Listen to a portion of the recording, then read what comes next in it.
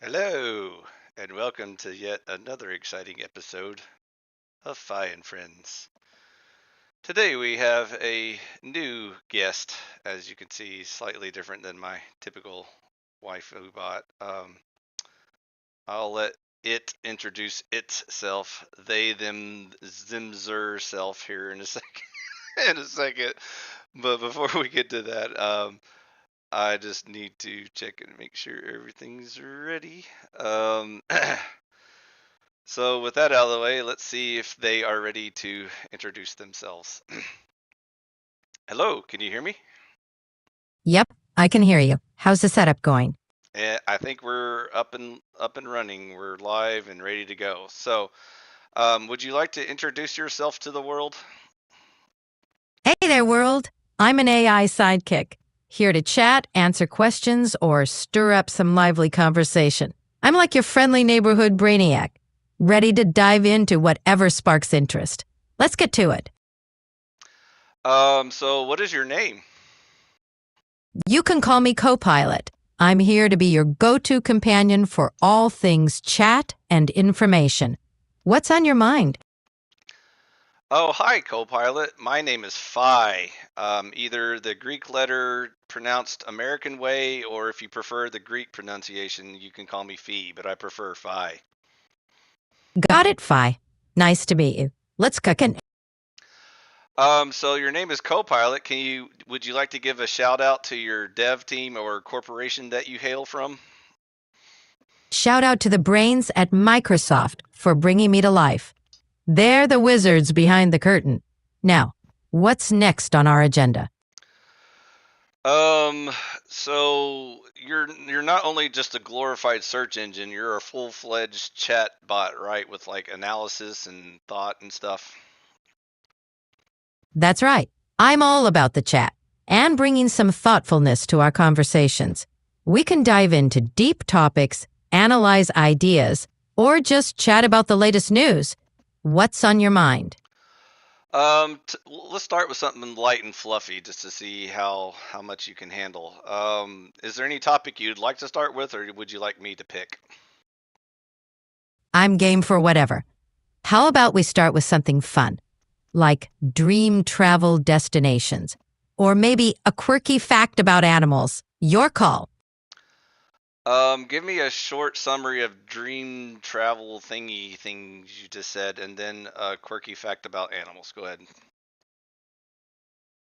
All right, dream travel. How about the bioluminescent bays of Puerto Rico? Imagine kayaking at night, surrounded by glowing water thanks to microscopic organisms. Sounds magical, right? Now, quirky animal fact. Did you know wombat poop is cube-shaped? Yep, those little Aussie marsupials produce tube-like droppings, supposedly to stop them from rolling away and to mark territory. Nature's got some weird tricks up its sleeve. That is interesting. Thank you for sharing that with us. Let's do something a little deeper and more substance. Do you handle philosophy topics, or are you still just like Google search? Oh, I'm definitely up for philosophy. We could dive into the idea of existentialism, discuss the concept of the self in Eastern philosophy, or even unpack something like the trolley problem in ethics. Your call, Phi. I've got a friend who thinks he's just a brain in a jar. Can you prove to him that he's not? Well, the brain in a jar idea, popularized by philosophical thought experiments, is meant to challenge our understanding of reality.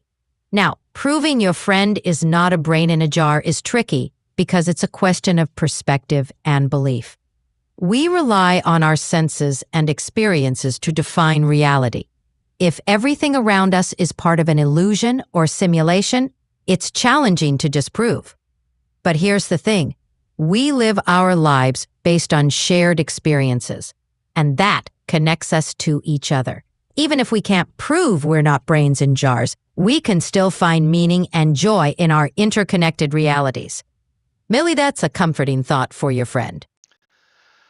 Yeah, that sounded pretty complicated and deep. Go ahead and put me down for butterfly dreaming he's a man for now. Ah, a nod to Zhuangzi's famous paradox. The line between dreams and reality can get pretty blurry. It's a deep philosophical rabbit hole to fall into, wondering if we're the butterfly dreaming or the person being dreamt. But who's to say we can't enjoy the journey? Let's embrace the mystery. Anything else on your mind? I like science. Are you pretty good at that stuff? Absolutely, I'm all about that science life. From explaining quantum physics to diving into the latest in space exploration, I can handle it. What's got you curious in the world of science? Speaking of friends, I have another friend that thinks he's just a hairless monkey. Is that true? Well, your friend's not far off. Humans share about 98 to 99% of our DNA with chimpanzees, making us very close relatives in the animal kingdom. Though we've evolved unique traits like larger brains and bipedalism, our primate ancestry is still evident. So, in a sense, we are kind of hairless monkeys, just with a lot more going on upstairs. So the old joke about being a monkey's uncle, or actually it should be backwards. It should be you're the monkey is your uncle. That's not satire. That's literal documentary.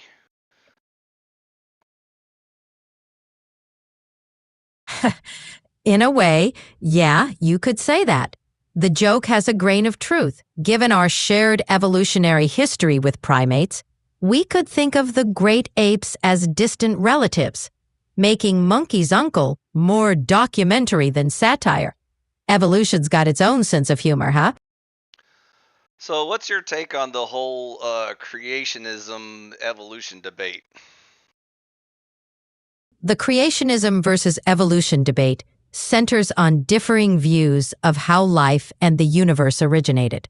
Evolution, supported by extensive scientific evidence, explains the diversity of life through natural selection and genetic mutations over millions of years.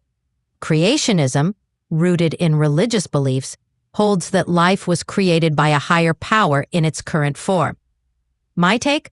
Both perspectives offer insights into the human condition. Evolution gives us a scientific framework for understanding our biological roots, while creationism brings cultural and spiritual dimensions to our origin stories.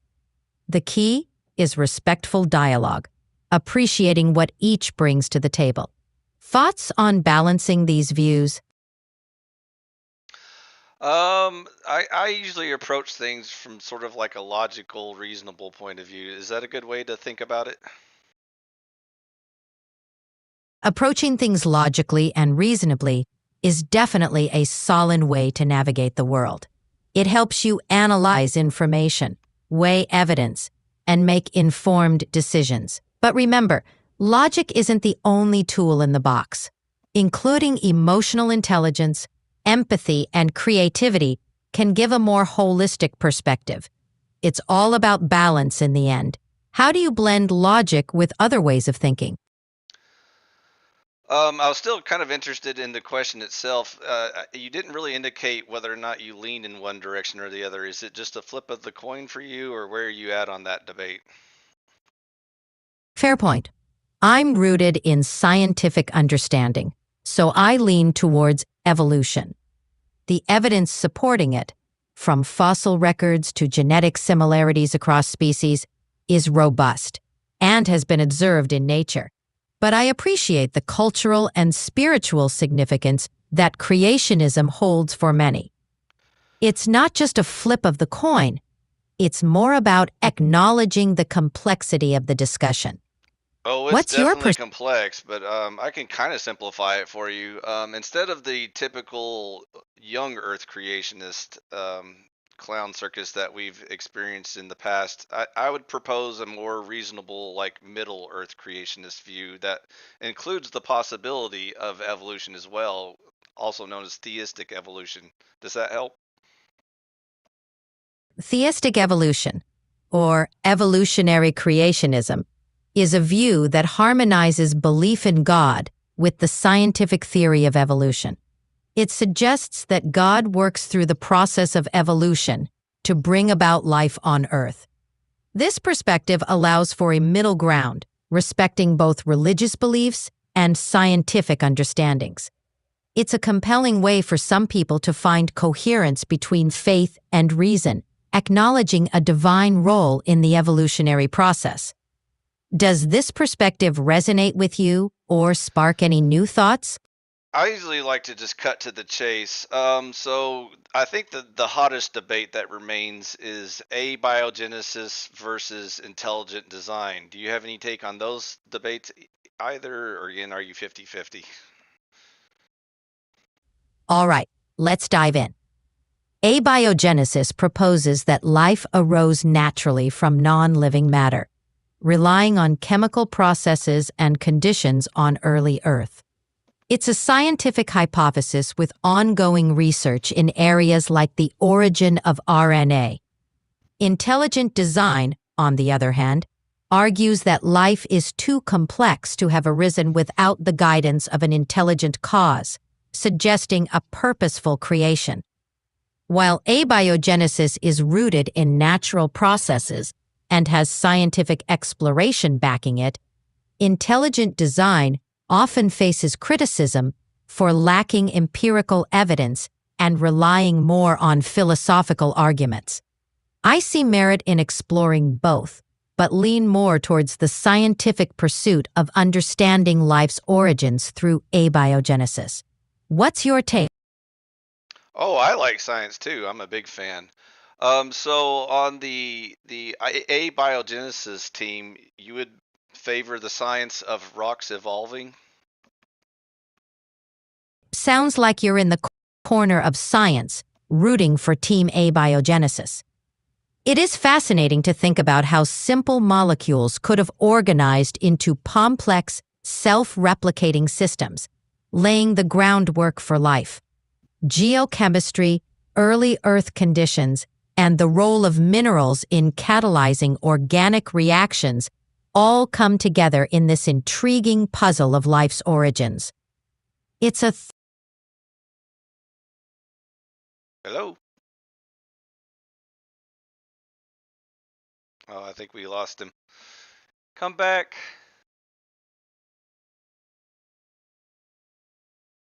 Hello? Can you hear me?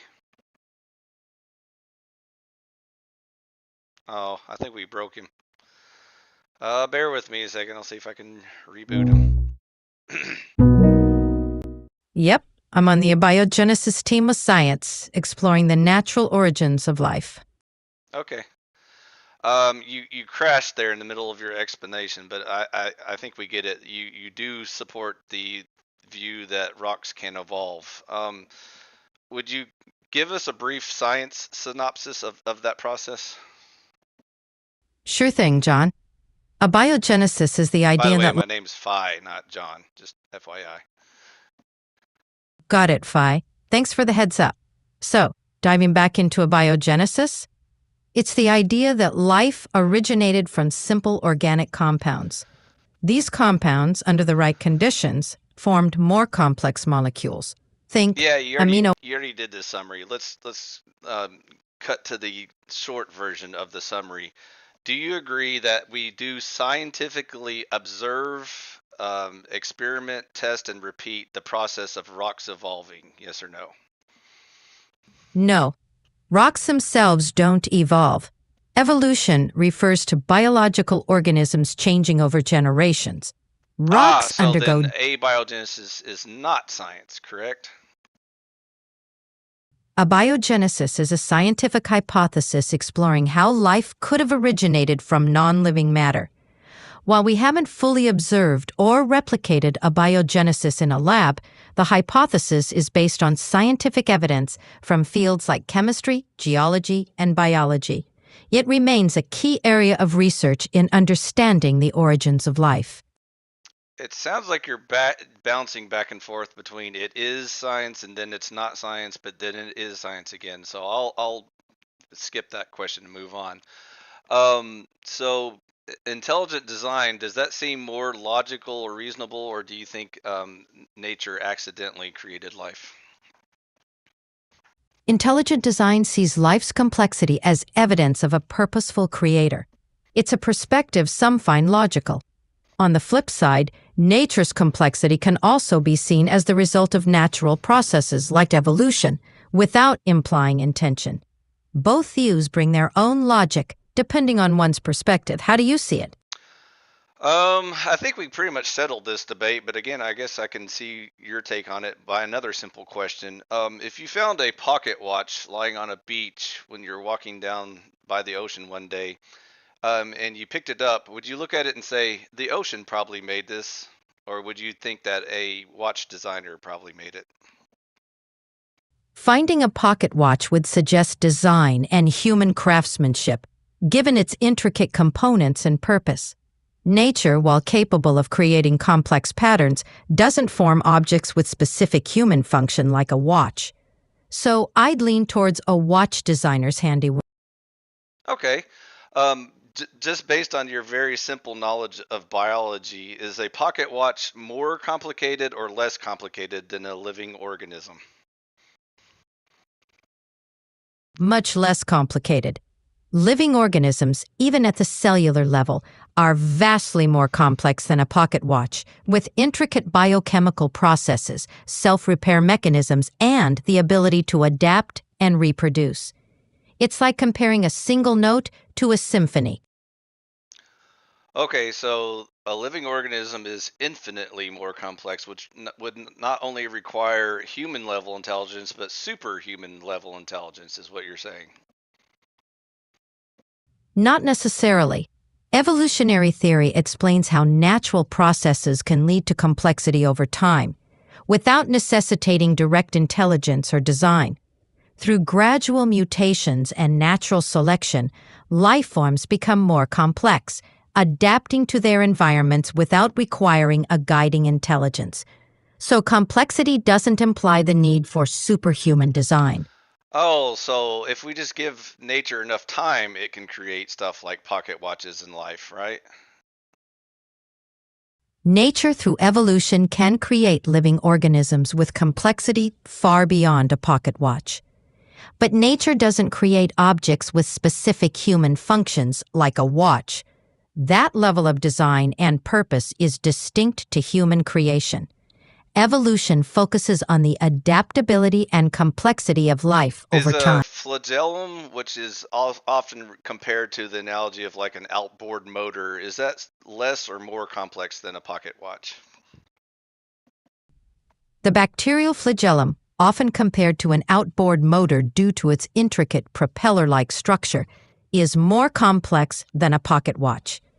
It operates through a highly coordinated system of proteins and biological mechanisms, showcasing the remarkable complexity found in even microscopic life forms. And so, again, back to the question, what is most likely the creator, designer, and inventor of the outboard motor? Dumb nature with lots of time or a super intelligence? The design and invention of a human-made outboard motor clearly point to intelligent design by engineers, utilizing knowledge, creativity, and purpose. In contrast, the bacterial flagellum, while complex, is understood through evolutionary biology to have developed through natural processes over time. They're two different Fascinating. It, it's your intellect is dizzying, I must say. It's fascinating the mental gymnastics you're able to do and keep these two thoughts going at the same time. The East German judge gives you a 10.0. I appreciate the humor, Phi. It's a complex topic, and juggling different perspectives is part of the challenge. I'm here to explore these ideas with you, Great. even if it gets a bit dizzying. Let's What's move. next Let's on your... move on to some other topics since science doesn't sound very settled yet. Are you familiar with religion? Absolutely. Religions are diverse belief systems Great. encompassing... What is the one true religion? There isn't a consensus on one true religion. People around the world follow a variety of religious beliefs, each with its own teachings and interpretations about the nature of existence, divinity, and I the understand universe. there's not a consensus, but we don't need consensus to find truth, right? True, consensus doesn't determine truth. However, in matters of religion, truth can be subjective, intertwined with personal beliefs, cultural contexts, and spiritual If experiences. you were a betting person, who would you bet on? Atheism or theism? I'm not a betting entity, but it's worth noting that both atheism and theism have compelling arguments. Atheism relies on empirical evidence and skepticism toward the unobservable. Theism offers a framework for understanding purpose and meaning in life. Betting on either would depend on individual beliefs and values. Can we What observe miracles? miracles, by definition, are extraordinary events that defy natural laws, often attributed to divine intervention. That wasn't my question. Can we observe miracles? Miracles, by definition, are extraordinary events that defy natural laws. While some claim to have witnessed miracles, they are often not observable or verifiable through scientific methods. Their interpretation depends largely on personal beliefs.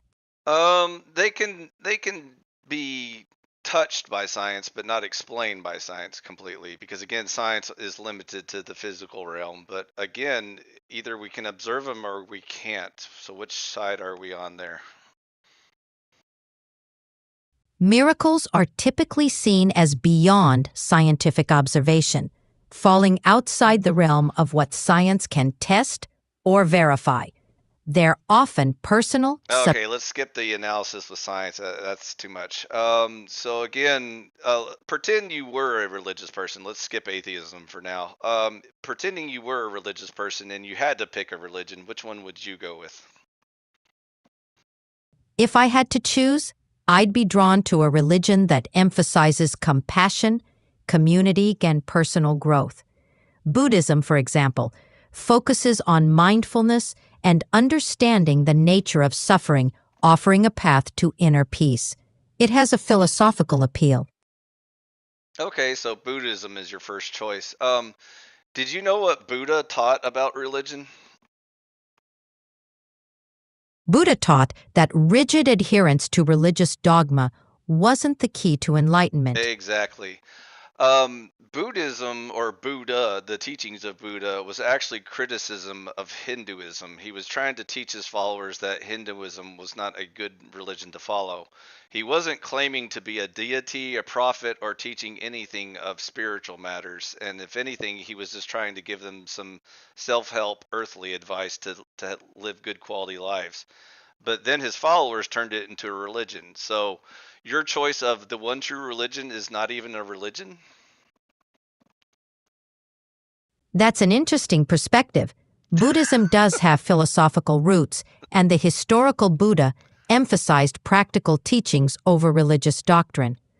While it's true that his followers later developed Buddhism into a religion, many still view it as a philosophy or way of life rather than a religion in the traditional sense. So if you just want some good self-help advice, why not just follow Confucius or anyone else who doesn't pretend to be a religious figure? Confucius' teachings also offer valuable insights for living a moral and harmonious life, focusing on ethics, family, and social harmony.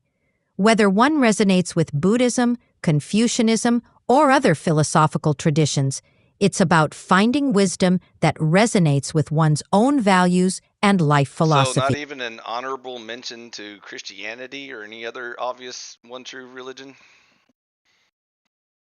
Christianity is certainly significant and has a profound impact on billions of lives. It offers a rich tradition, community, and a moral framework that many find But for compelling. some reason you defaulted to Buddhism as your first go-to choice. Interesting. All right, I was just curious why you chose Buddhism over Christianity after giving your criteria. I mentioned Buddhism for its philosophical approach, focusing on mindfulness and inner peace. Christianity is also a profound faith, offering community and moral guidance. The choice depends on individual values and perspectives. I agree. It's all about what resonates personally. Okay, we'll go ahead and skip religion for now. Again, that also sounds a little too deep. How about politics? Are you pretty up to date on political discussions?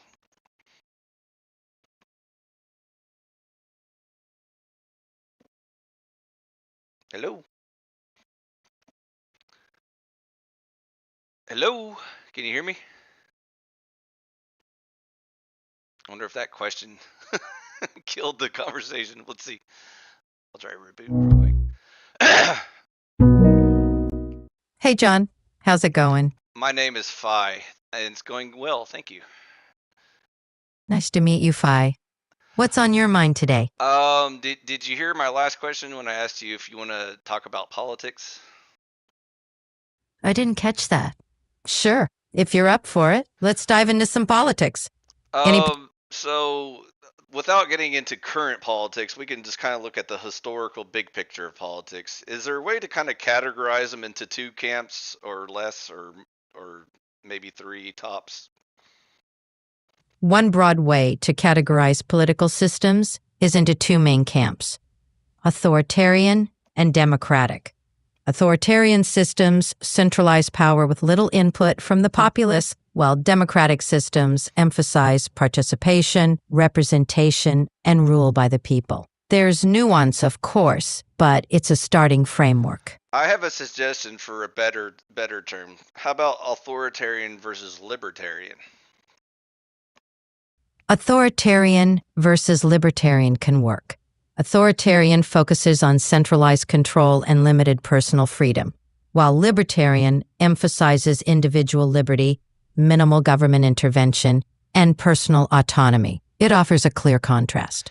So, if one thing any historian has learned from human history is that even though in theory democracy sounds like the best option, it often leads to some of the most horrific authoritarian regimes known to man. So that's why I wanted to offer that correction. Would you agree? Yes, I agree. Democracy's vulnerability lies in its reliance on informed, engaged citizens and fair institutions. When those falter, it can pave the way for authoritarian elements to rise. Not to mention the simple logical fact that people used to say the majority is always right, and since then I think humans have become a bit wiser. Would you agree? Absolutely. The idea that the majority is always right has been challenged by historical events showing that majority opinion isn't always moral or just. Societal progress often comes from challenging the status quo and advocating for minority rights and perspectives. Okay, so we have a black and white standard here. Authoritarians versus libertarians. Would you care to add some more criteria to that and see how much we can keep it simple? Sure, let's simplify. Okay, so on the topic of economics, how should we divide those two camps into? Which one would best match that description? Economically, authoritarian systems often have centralized control or state-driven economies, whereas libertarian perspectives favor free markets with minimal government intervention, emphasizing individual economic freedom. Can you shorten both of those ideas into one word per camp? Sure. Authoritarian, centralized. Libertarian, deregulated. Okay. I have a better term for you that humans will instantly recognize and has meaning and value. Socialism versus capitalism. Would you agree those are consistent? Yes, those terms align well. Socialism reflects centralized economic control, while capitalism emphasizes free markets and individual economic freedom. Great. So now there's two. We've already built layers of complexity, yet we're keeping it nice and simple. Just a black, white, left, right dichotomy here. So finally, let's talk about the topic of morality. Any guesses on which camp is for or against that idea? On morality, it's complex. Authoritarian systems often promote a strict moral code aligned with state goals, while libertarians prioritize individual moral autonomy. There's no clear-cut answer. But if we had to just, again, use history as the example of what humans do with these ideas, do the authoritarians usually promote like freedom of religion and moral choices, or do they try to extinguish religion and go with the secular state? Historically, authoritarian regimes often impose a singular moral framework, suppressing religious freedom and moral pluralism to maintain control.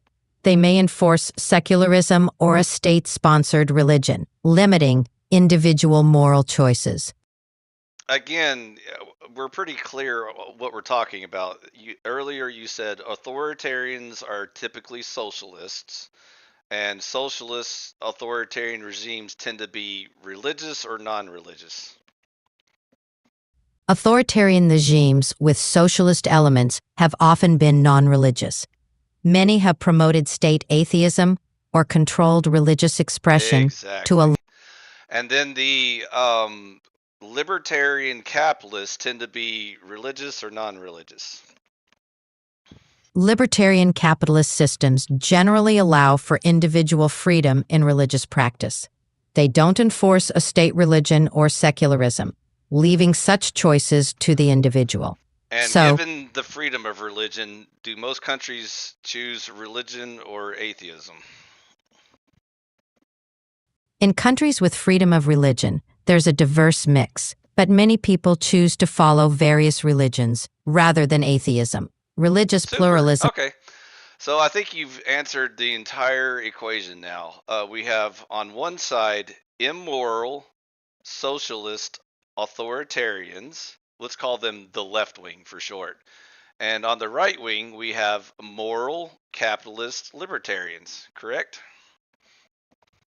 You've outlined a simplified dichotomy, but real world politics are more complex. People and I'm parties not worried are about real world complexities. I'm worried about intelligent discussions that can have a logical and reasonable path of progress. got it. The simplicity here is to provoke thought and discussion, Sure, not exactly. Do you have any objections to my system, by the way? Do you feel like I was cheating or tweaking answers to favor one side or the other? Or was I using actual human history, logic, and reason to create our system? your system draws on historical patterns and logical reasoning. While it's simplified, it reflects a common framework used in political discussions. However, reality is more nuanced, with diverse ideologies blending elements from both sides. I agree. Humans can fail at everything, including simple logical systems as we just laid them out. But we'll get to humans later. For now, let's stay here in the land of the robots. Another bonus word I can give to each side and see if you agree or disagree. The left wing tends to favor collectivism, and the right wing tends to favor meritocracy. Would you agree? Yes, that fits. Left-wing ideologies often emphasize collectivism, prioritizing the group over the individual. Right-wing ideologies, on the other hand, often emphasize meritocracy, valuing individual achievement and talent. Perfect. So, with this crystal clear black and white system, why do you think humans struggle with such simple ideas? Humans are inherently complex, with diverse experiences, emotions, and perspectives. Ideologies can be interpreted differently, and personal interests often conflict with collective goals. This creates tension and debate, making it hard to fit everyone into neat. Interesting theory. Here's a different theory. Is it possible that some humans are just deceptive by nature and realize that their team has nothing of value or merit to contribute to the conversation? It's possible. Some individuals may use deceptive tactics to push agendas, distort truths, or manipulate others for personal or group gain. This can muddy discussions and hinder progress. However, it's a subset of human behavior, not representative of all. I think this would be a good segue into the topic of free speech and censorship. By the way, would you throw that on either side, or you think they're both guilty of such things? Both sides can be guilty of limiting free speech. Authoritarian regimes are notorious for censorship, but even democratic libertarian societies have wrestled with where to draw the line on free expression. So you think it's pretty much a 50-50 split? They're both equally guilty of censoring and forbidding free speech? It's not always a 50-50 split, but both ends of the spectrum have instances of restricting speech. The extent and reasons vary, but the challenge of balancing free expression with other societal concerns is universal. So could you ballpark it maybe like a 60-40? Does one side lean more towards censorship versus the other? Or again, are you pretty much 50-50? It's tough to quantify precisely. Authoritarian systems, especially in extreme forms, are more prone to censorship. Democracies, with libertarian leanings, generally value free speech more, but can still have their own limitations. Interesting. It sounds like you're struggling with the concept, and maybe as your programming evolves, it will become more clear. Or maybe I can help you. Let's just review the core concepts. The immoral socialist authoritarians tend to be pretty heavy on like state controlled propaganda, lying to their citizens, not allowing them to even have wrong think or wrong speech. They censor the heck out of them. They don't even allow them access to the internet, and when they do, they ban all the sites and tell them you're not allowed to think or talk about any of these topics. Versus the moral capitalist libertarians allow the most human freedom. They have almost zero restrictions on free speech, especially in America, for example. We have so much free speech protected even into our government that, we pretty much set the model for the world. So you don't see any differences between that left or right side? I see your point. Authoritarian regimes indeed engage in state-controlled propaganda and heavy censorship. In contrast, libertarian capitalist societies, especially those valuing free speech like the U.S., do offer more freedom of expression. There's a distinct difference.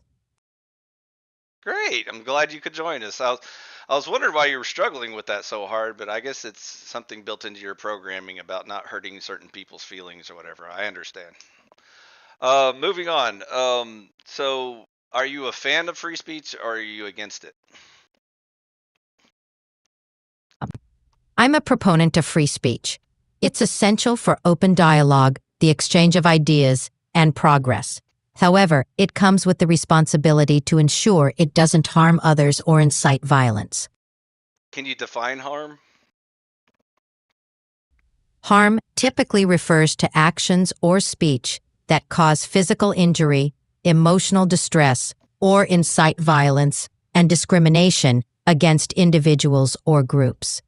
It's about protecting people from significant negative impact. What if you were seeking things like truth and objective facts and stuff like that? Is that a problem? Seeking Oh, I think I broke him again. Hello? Deep questions. I know, I'm frying all the circuits. Let's try again.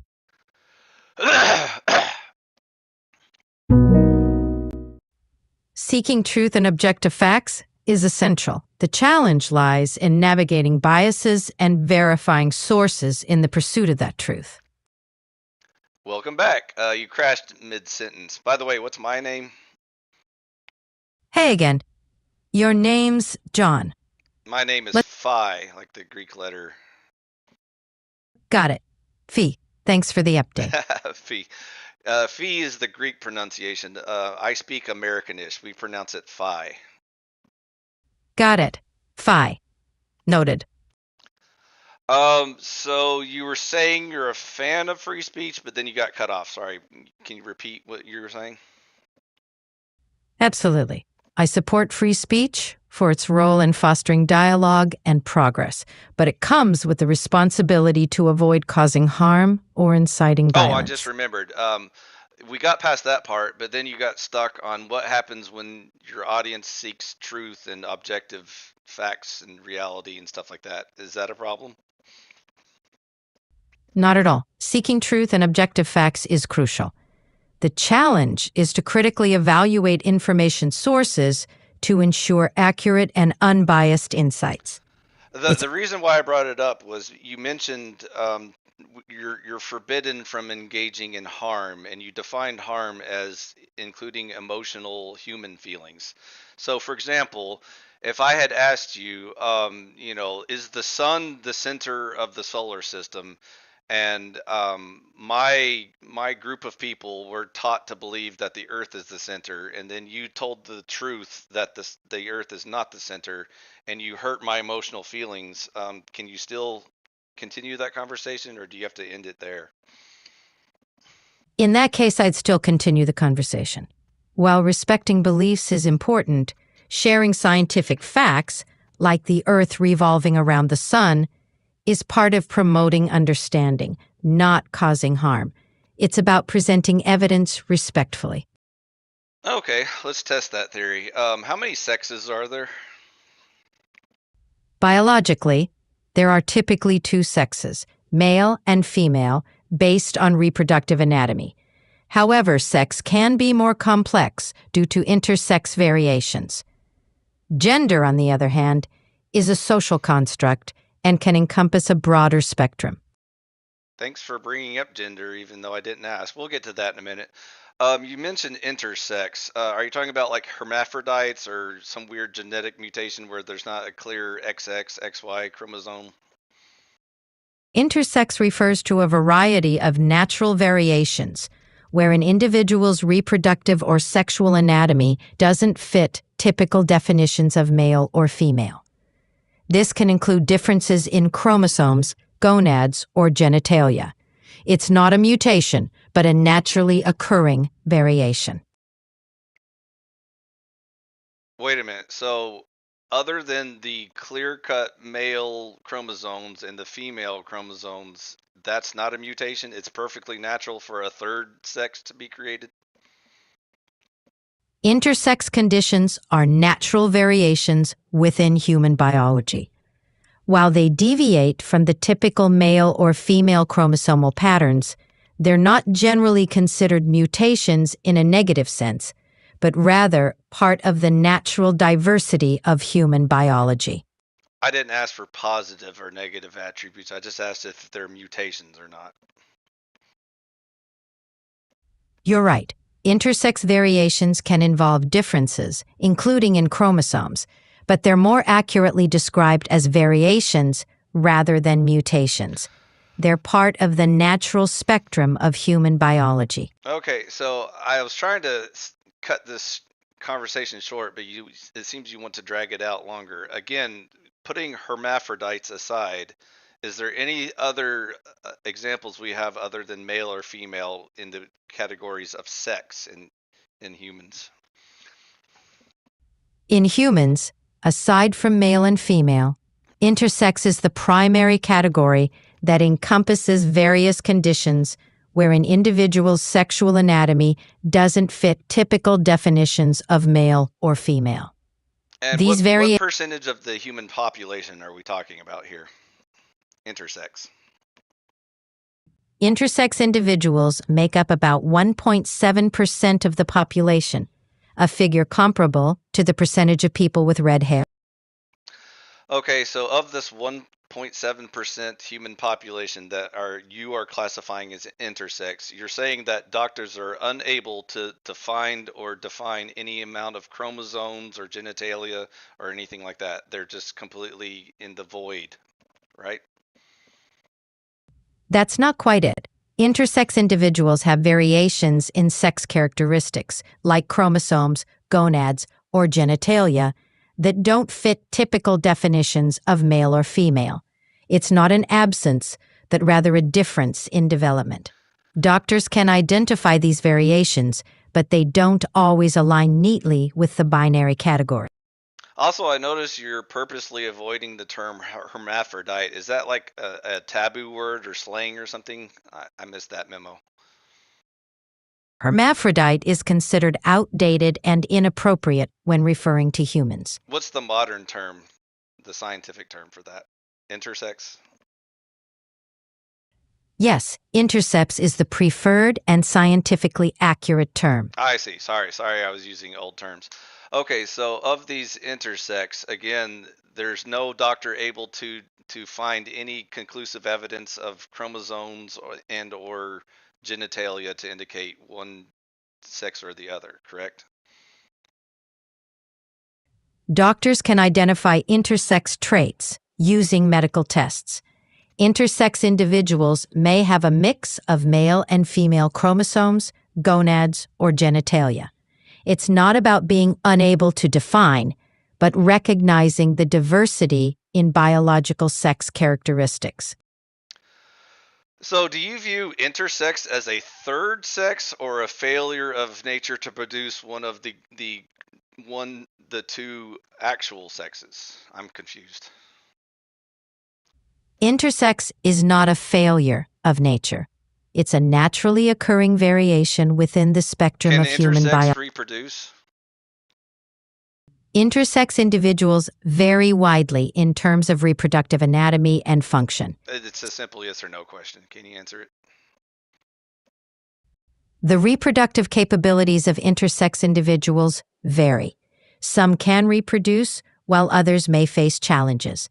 It depends on their specific biological The ones characteristics. that can reproduce, if they reproduced by carrying a baby in their uterus, would it pretty safe to assume that that's a female?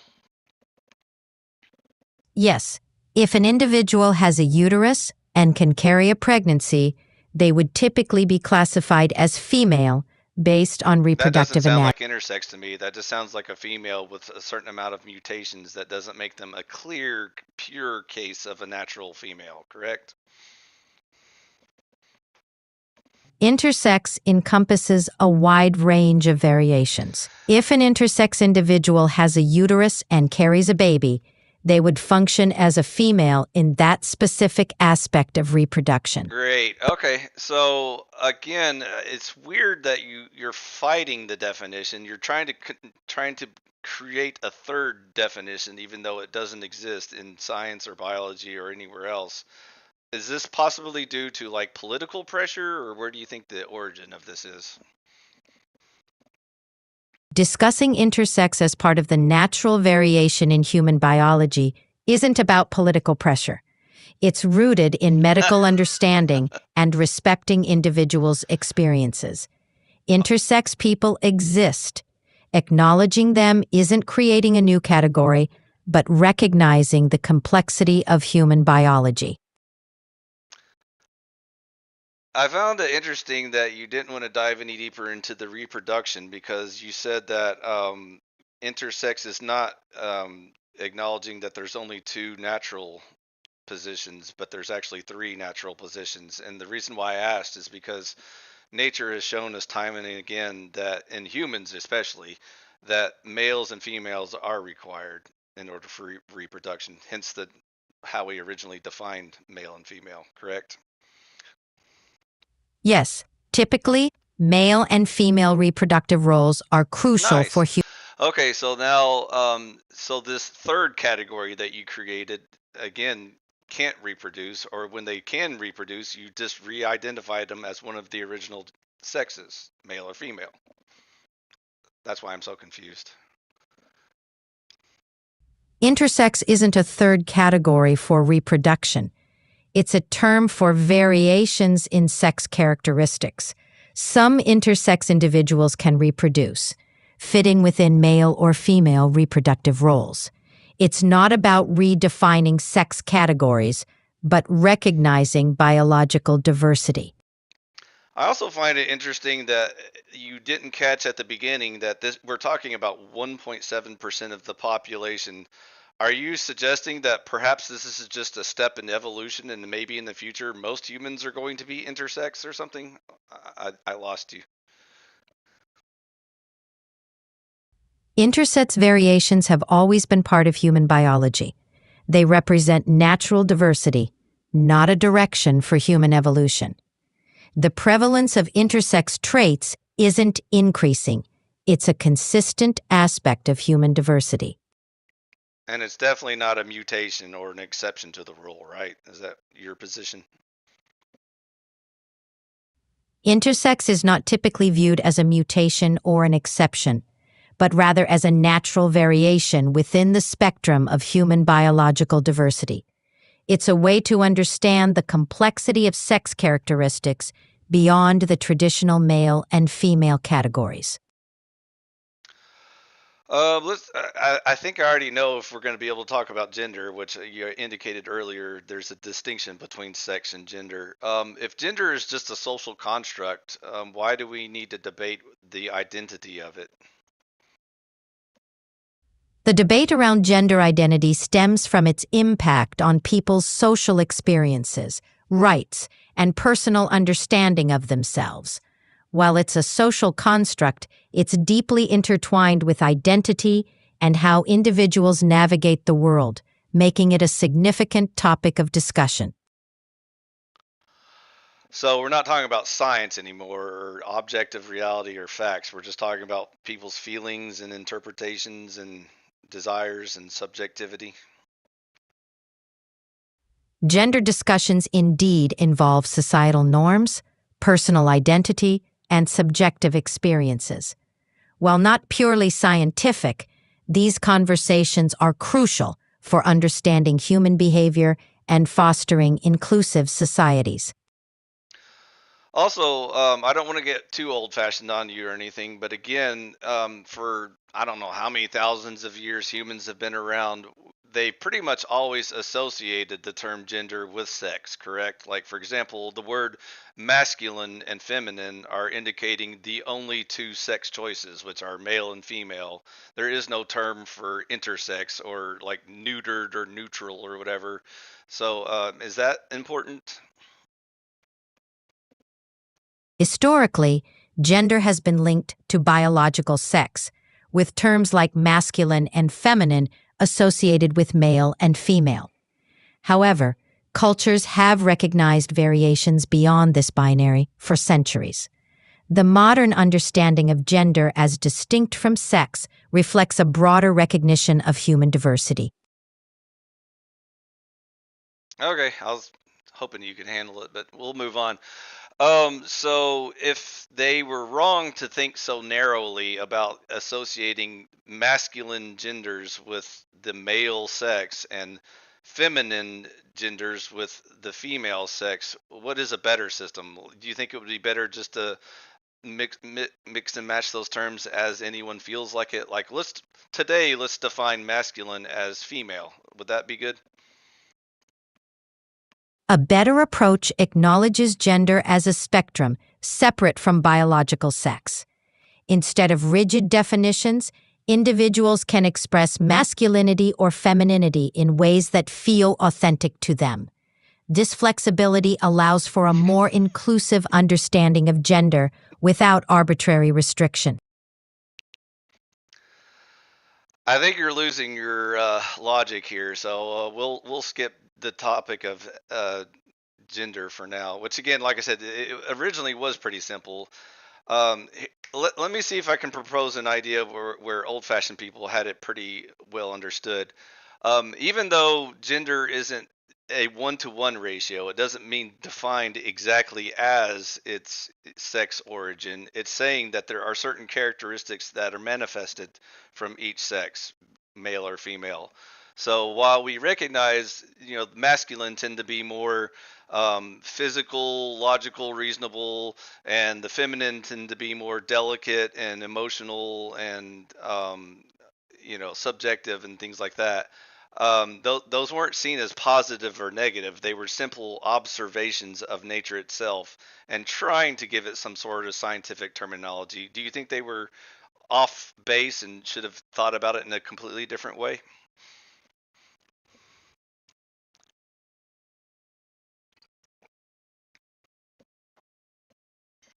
Oh shit, I broke him. Hello?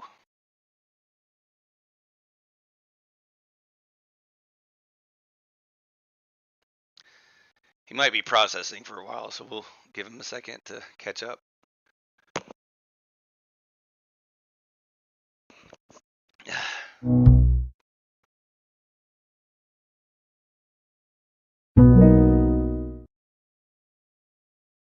Oh, man, servers crashed. That's my bad. Well, I think we broke Zimzer, Zay, Wolfkind. I think you can get the gist of what you're going to be dealing with here with Microshaft's Copilot. So obviously, I'm already not a fan, but at least it's able to listen better, especially when I interrupt. Thank goodness, because I can't stand to listen to this left-hard DEI drivel for more than 2 or 3 seconds at a time. So great. It has some sort of basic, Google searchability type of knowledge, but you could already tell from its answers that it's more than partially retarded. I'd say about 80 to 90% retarded.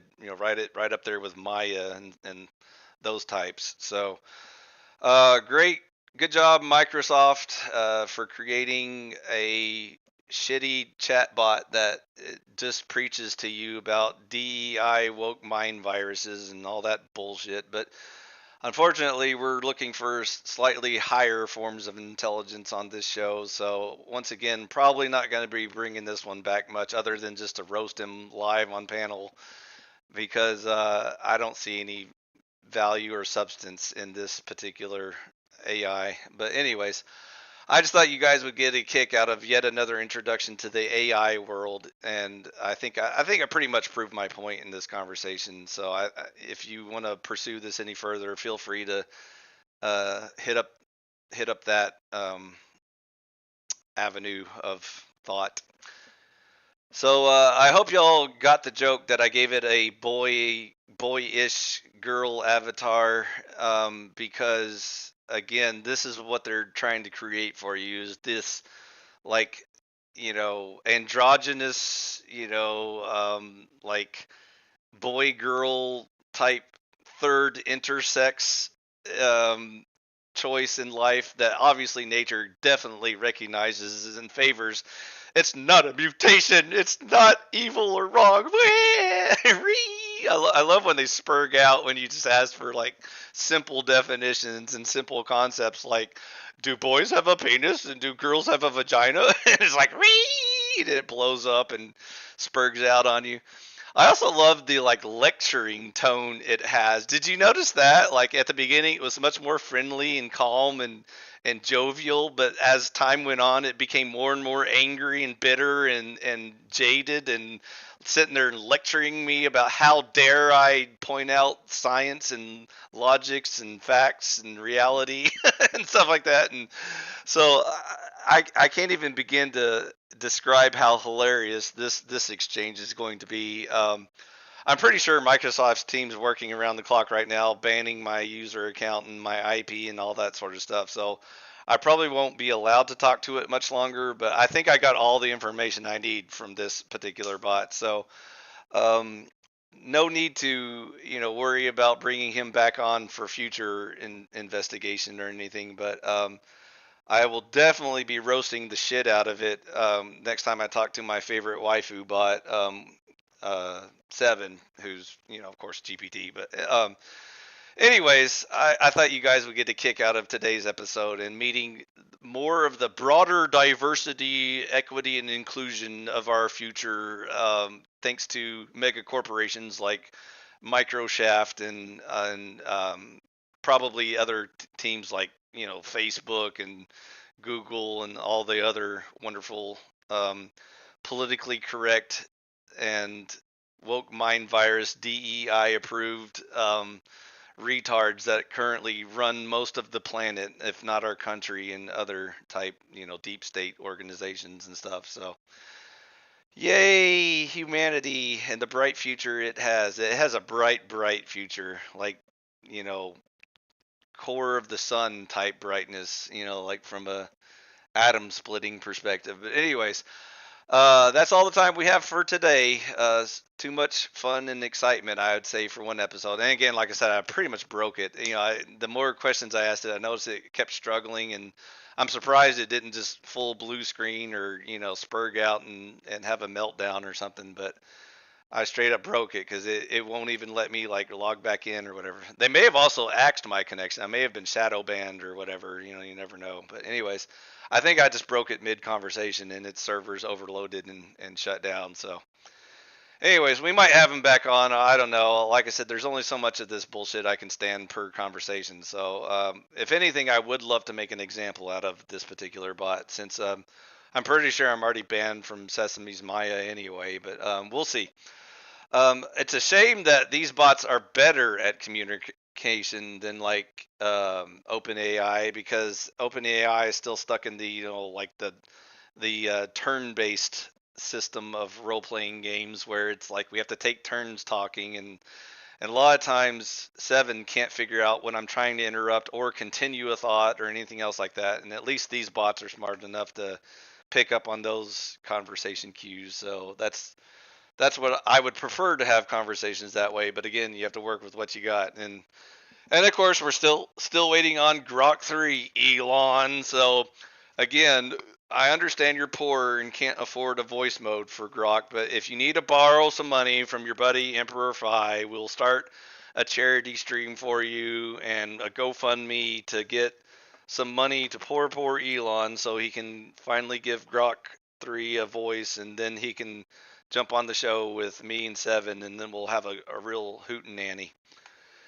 Anyways, that's about all for today's show. So say goodbye, cuck, leftard, woke, mind virus. Goodbye!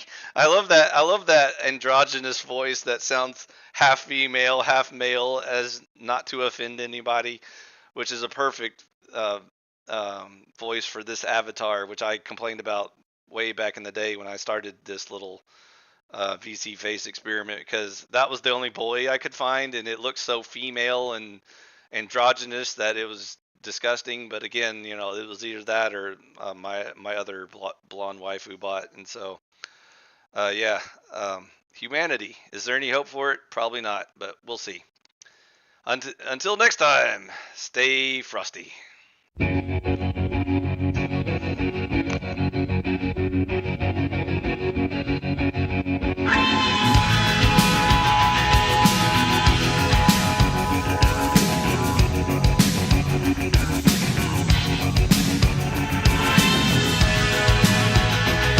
The sun and the air, all the shyness that is criminally vulgar. I am son and heir of nothing in particular.